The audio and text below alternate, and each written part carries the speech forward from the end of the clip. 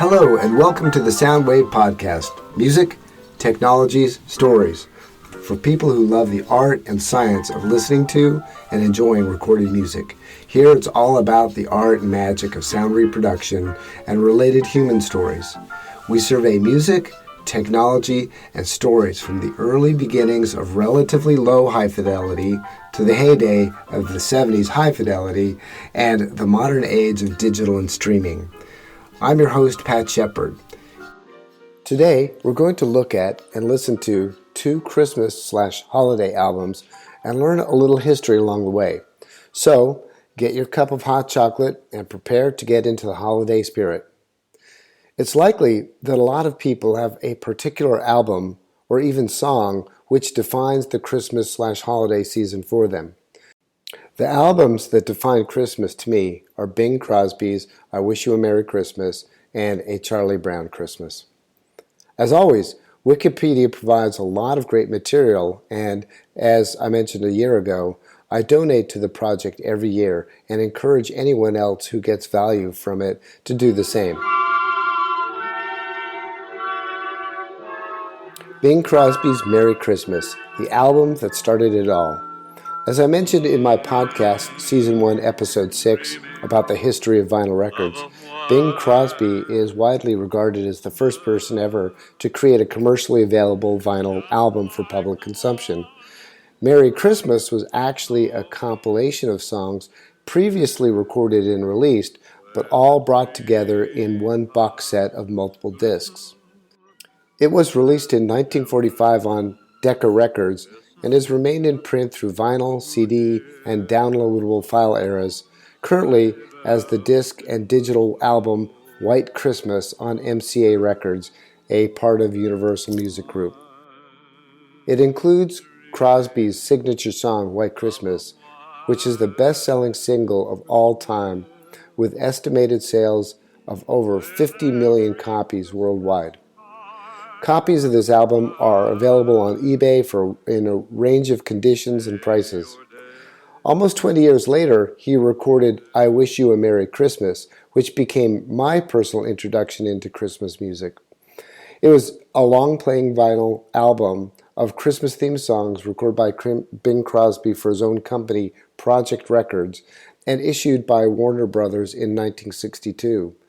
The album accompaniment was recorded on the 23rd and 25th of July in 1962, and Crosby overdubbed his vocals on October 5th of 1962.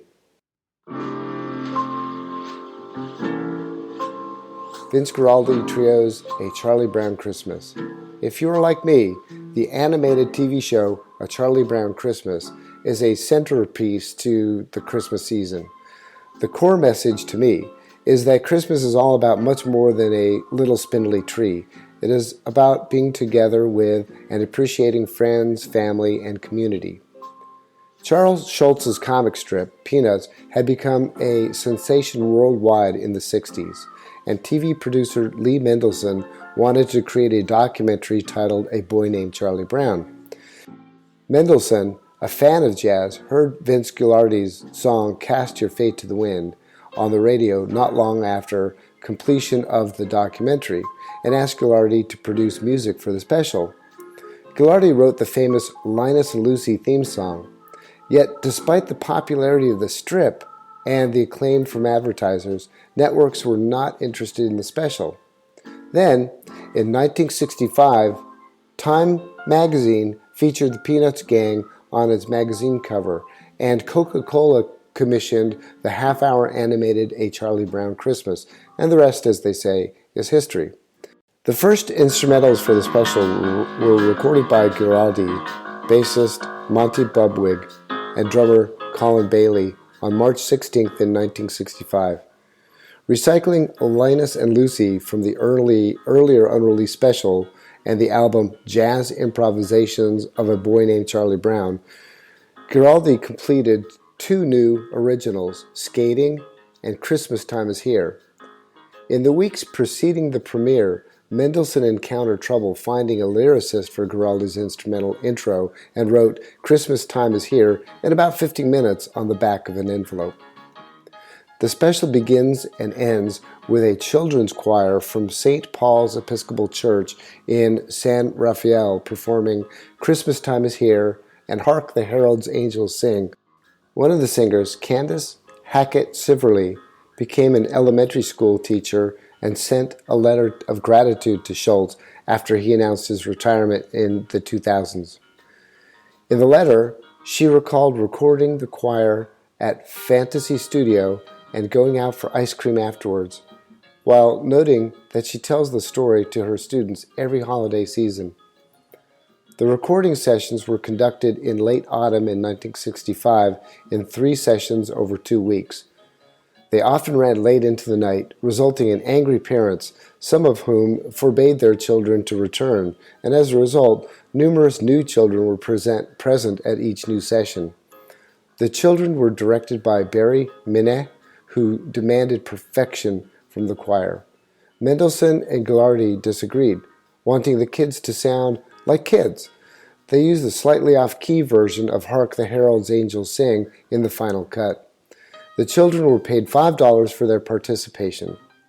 In addition, the children recorded the dialogue for the special's finale scene in which the crowd of kids shout, "Merry Christmas, Charlie Brown!"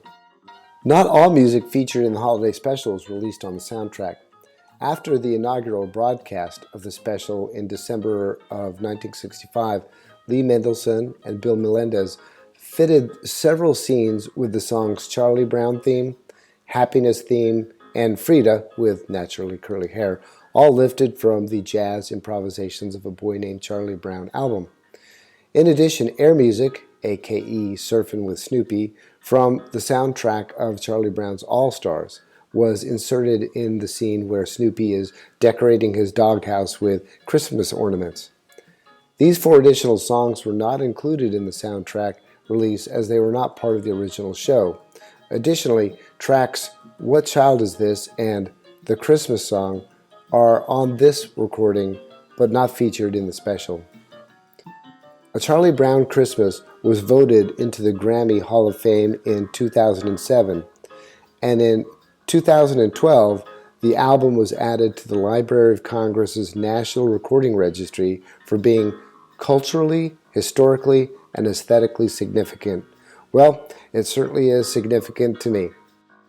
Of course, there are tons of other holiday albums, and for those of you, like me, who are not particularly religious, there are other options which provide some festive ambiance. I could spend hours reviewing everything from the silly to the sublime, but I can honestly say that these 2 albums, Bing Crosby's I Wish You a Merry Christmas, with direct lineage from Merry Christmas, and A Charlie Brown Christmas, are the 2 desert island or Arctic island Christmas albums that really define Christmas for me. Thanks for tuning in.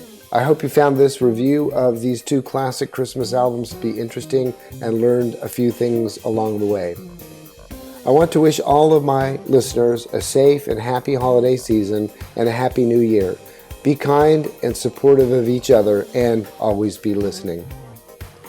Please visit my website, thesoundwaveshow.com, where I have referenced links used in creating this episode. All content, except where noted, is copyright Pat Shepard and The Soundwave Show. The theme song is something I put together in GarageBand, admittedly with loops. See you next time.